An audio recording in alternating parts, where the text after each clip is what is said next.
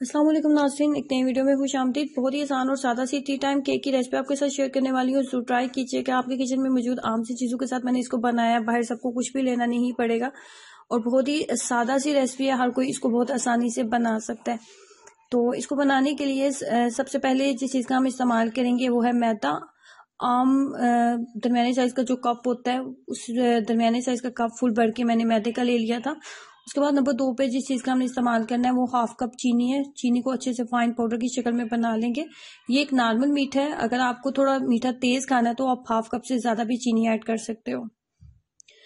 उसके बाद इसके अंदर डालेंगे कुकिंग ऑयल। 2 टेबलस्पून फुल भर के मैंने कुकिंग ऑयल का इस्तेमाल किया।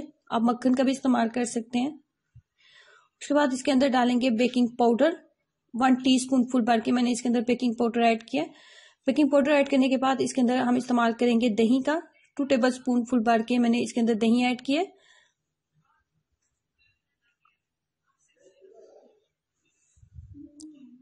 दही ऐड करने के बाद मजीद जिस चीज का हम इसके अंदर इस्तेमाल करेंगे वो है कोको पाउडर।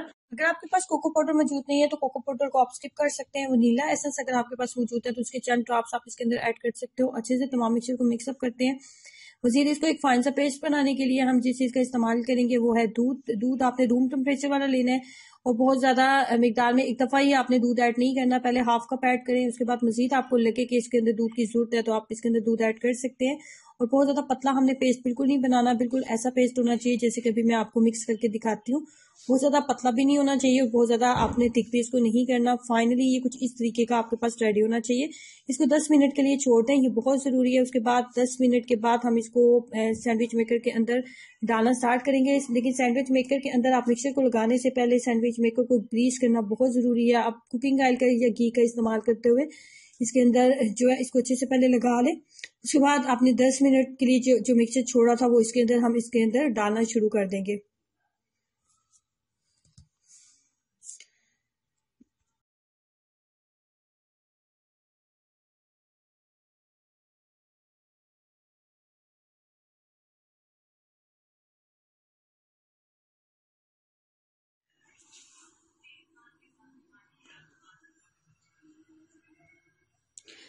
तो हम मिक्सचर जब इसके अंदर डालेंगे तो यहाँ पे एक बात का जिसका बहुत जरूरी ख्याल रखना होता है वो है टाइमिंग।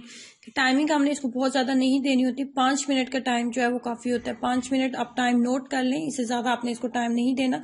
5 मिनट में ही ये बहुत अच्छे से जो है ये कुक हो जाएगा। ये फाइनली बिल्कुल रेडी हो चुका है और बहुत अच्छे तरीके से फूल चुका है। जब आप मिक्सचर रेडी करें तो इसको 10 मिनट जरूर दें। उसके बाद आप इसको सैंडविच मेकर के अंदर डालना शुरू करें। अगर फौरी डाल लेंगे तो ये फूलेगा नहीं और नरम नहीं बनेगा। बहुत ज्यादा नरम और बहुत ज्यादा टेस्टी बना है।